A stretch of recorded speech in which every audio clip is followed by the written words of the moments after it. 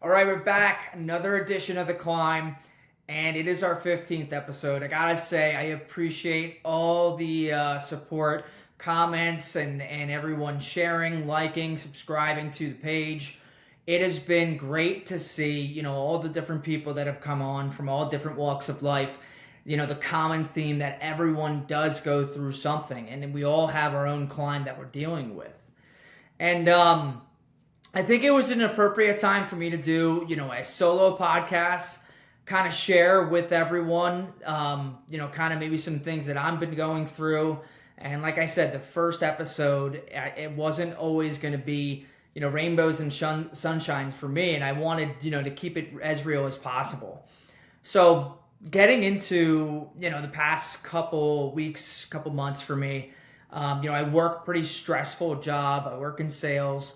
And, at times that really, gets to me.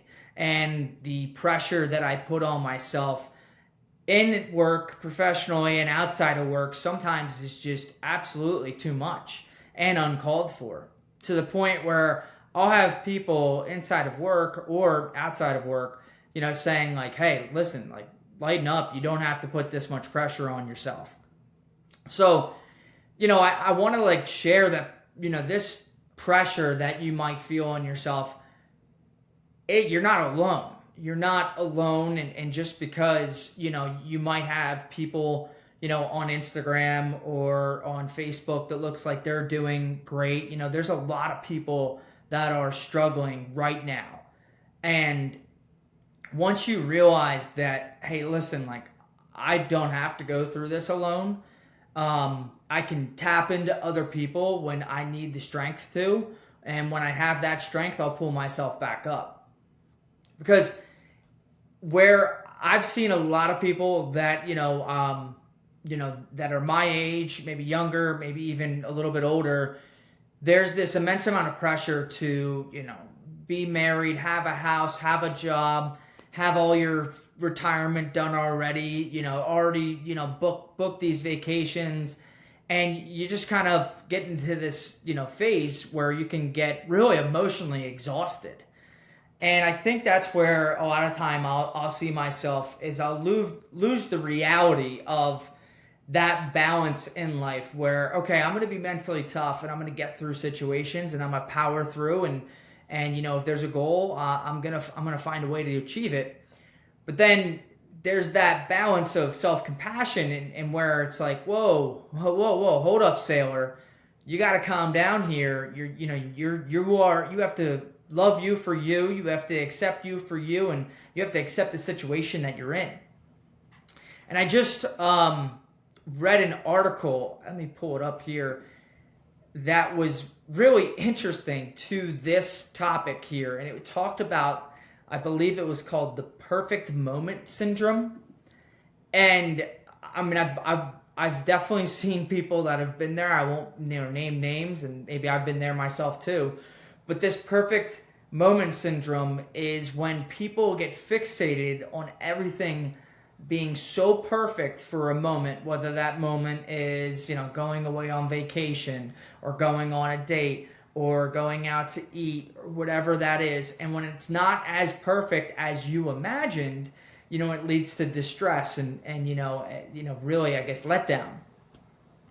And I really thought about how relatable that is to what I've been going through, because I am, really not having too many challenges, with life. I'm thrown a lot of obstacles with my bipolar disorder and keeping myself honest with my mood and my symptoms. But just in general, a lot of the problems that I have been induced by, that letdown or that distress from me imagining that, like, hey, I need it this certain way. I need it to be this certain way. And it's really just turned out to just complete misery at times. And that's something that a word I throw around often with my psychiatrist and my therapist about trying to find this root of misery. And part of that has been, kind of just, hey, you need to lighten up a bit. You need to give yourself a break, and you need to kind of forgive yourself. You need to accept yourself. And that whole part of compassion comes screaming in, so you can just balance it with the mental toughness. And I think a lot of people are trying to power through situations. And I want to just say, like, to everyone out there listening, like, you are not alone. I have been where you've been. I am where you have been. We are in the same boat here together. And I think it's really important for people to realize that it's okay to not be okay. And it's okay not to be okay when it comes from a mental health perspective. It's okay not to be okay when it comes to physical health, emotional health. Maybe you're stressed, with life, work, you name it. So don't feel like it's ever a point where you're, it's not okay, because you are enough. You're enough to really prioritize yourself and keep motoring forward. So with all of that being said, people know me that I'm someone of action, and I try not to just sit in one space. If I find myself at the bottom of a mountain, or if I find myself in a situation where I know I'm not really thriving the way I should be. And for me, I realized a month or so ago that my self-talk, how I was talking to myself, was terrible. It was bad. And that misery may have not really, originated from my own self-talk, but it sure as heck did not go away, and it was definitely like inflamed by it. And I want to share that because it's something that, like, even when I studied in college, sports psychology and exercise psychology, the cognitive behavior theory, positive talk leads to positive thoughts lead to positive actions. It is a direct correlation, and it's something that has helped me in the past. So trying to take that action and really put it to play, I've tried to work on my self-talk to help me realize, in these stressful situations, what's a fire I can put out and what's a fire that, needs more attention.